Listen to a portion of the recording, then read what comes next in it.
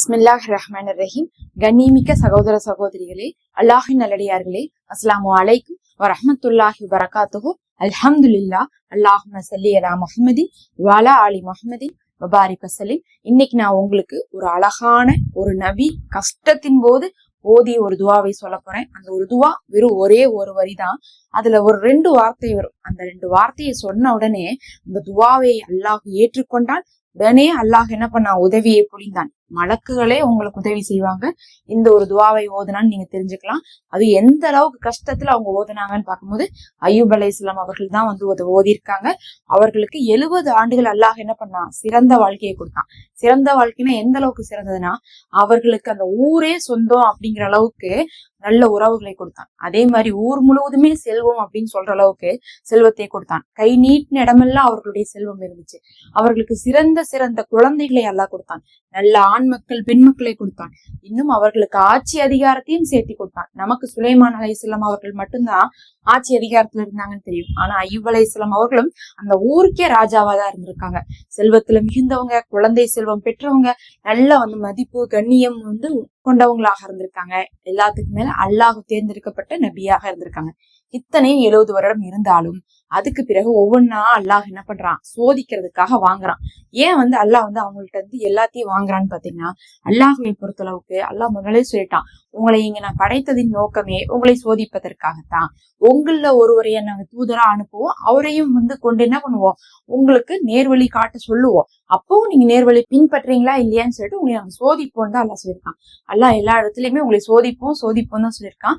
அப்ப நம்மளையவே இவ்வளவு சோதிக்கும் போது அல்லாஹ் வந்து நபிமார்களை எவ்வளவு சோதிச்சிருப்பான்னு யோசிச்சு பாருங்க. ஏன்னா நம்மளை விட அவங்க நல்லா இருப்பாங்க நம்ம நினைச்சிருந்தோம்னா நம்மளுடைய ஞானம் வந்து கம்மின்னு தான் சொல்லணும். ஏன்னா அவங்களுக்குதான் அல்லாஹ் அதிகமான சோதனை கொடுத்தான். ஏன்னா அவர்களை அல்லாஹ் வந்து பார்த்திருக்கான். இப்ப அல்லாஹ் இடத்துல அவங்க வந்து பேசியிருக்காங்க, மலக்குமார்களை அனுப்பியிருக்காங்க போது அவங்களுக்கு வந்து என்ன ஆயிரும், டைரக்டா அல்லாஹுவை பத்தியான நம்பிக்கை வந்துடும். நாமெல்லாம் வந்து ஒருத்தவங்க சொல்லிதான் நம்ம கேள்விப்படுறோம். சரி, ஒரு நபி சொல்றாங்க நம்ம பின்பற்றலாம்னு சொல்லிட்டு நம்ம நம்பிக்கையோட தான் நம்ம என்ன பண்றோம், இஸ்லாத்தை பின்பற்றோம். ஆனா அவங்க எல்லாம் அல்லாஹுவை வந்து என்ன பண்ணிருக்காங்க, மலக்க பார்த்திருக்காங்க, காதுல வந்து வகியை கேட்டிருக்காங்க. அதனால அவங்களுக்கு சந்தேகமே இல்லை, கண்டிப்பா வந்து இது அல்லாஹுடைய படைப்பு தான்.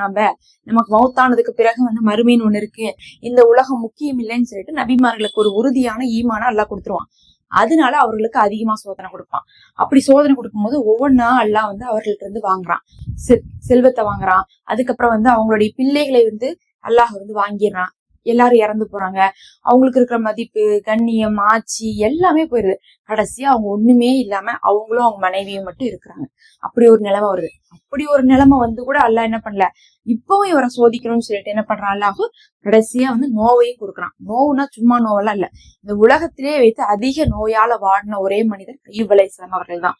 யோசிச்சு பாருங்க, இந்த உலகத்திலேயே அதிக நோய்னா எந்த அளவு கொடூரமா இருந்திருக்கணும். உடம்பு முழுவதும் புழுக்கள் மேயுமாமா. புழுக்கள் உள்ள உடம்புல இருந்து வெளியே வந்தா எப்படி இருக்கும், தாங்கவே முடியாது நம்மளால. அப்படி வந்து புழுக்கள் மேயுமாமா. அந்த நிலைமையில நோயில இருந்திருக்காங்க. அப்ப வந்து பாத்தீங்கன்னா அந்த இக்கட்டான சூழ்நிலையில கூட அவங்க வந்து பாத்தீங்கன்னா அல்லாஹ் இடத்துல துவா செய்யல. அவங்க மனைவி சொல்றாங்க, அல்லாஹ் இடத்துல கேளுங்களேன் அப்படின்னு சொல்லணும். அல்லாஹ் எனக்கு 70 வருஷமா கொடுத்திருந்தான், இப்ப போய் நான் இதை கேட்டேன்னா இப்ப 7 வருஷமா தான் நான் நோவுல கஷ்டப்படுறேன், வறுமையில கஷ்டப்படுறேன், அது வந்து மரியாதையா இருக்காது, இது ஒண்ணும் பெருசு கிடையாது, விட்டுருன்னு சொல்லிட்டு அவங்க கேட்கவே மாட்டேங்கிறாங்க. ஒரு கட்டத்துல வந்து பாத்தீங்கன்னா தாங்க முடியாத ஒரு நிலைமை வரும்போது கேக்குறாங்க. அந்த நிலைமையில கேக்குறதுக்கு காரணம்னு ஒரு 2-3 காரணம் சொல்லப்படுது. ஒரு காரணம் என்னன்னா, அவங்களுடைய மனைவி அவங்கதான் வீட்டு வேலை செஞ்சுட்டு சாப்பாடு கொடுத்துட்டு இருந்திருக்காங்க.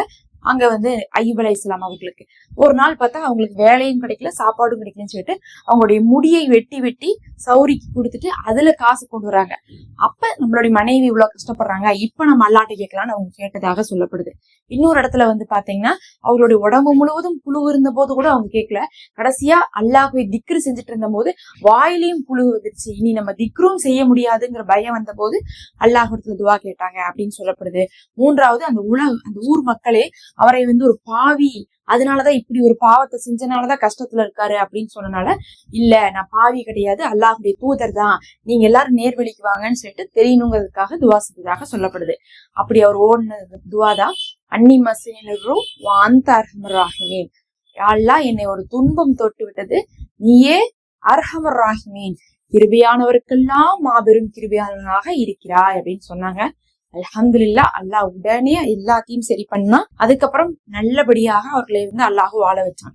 நம்மளுடைய கஷ்டத்தின் போதும் நம்மளுடைய தேவைகளை தீர்க்கும் போதும் இன்னும் மலக்குமார்கள் துவா ஏற்கப்படக்கூடிய நேரங்கள்ல எல்லாம் நம்ம என்ன பண்ணோம், இதை ஓதுங்க, அல்லாஹ் நிச்சயமாக உங்களுக்கு பதிலளிப்பான். அதிகமா ஓதணும் இல்ல, ஓதுறத உணர்ந்து ஓதுனாவே உங்களுக்கு போதும். அல்லாஹ் உங்கள் அனைவருக்கும் சிறந்ததை கொடுப்பானாக. உங்கள் அனைவருக்காக நான் இன்று நான் துவா செய்து கொண்டேன். அஸ்ஸலாமு அலைக்கும். உங்க துவாலையும் என்னை சேர்த்திக் கொள்ளுங்க.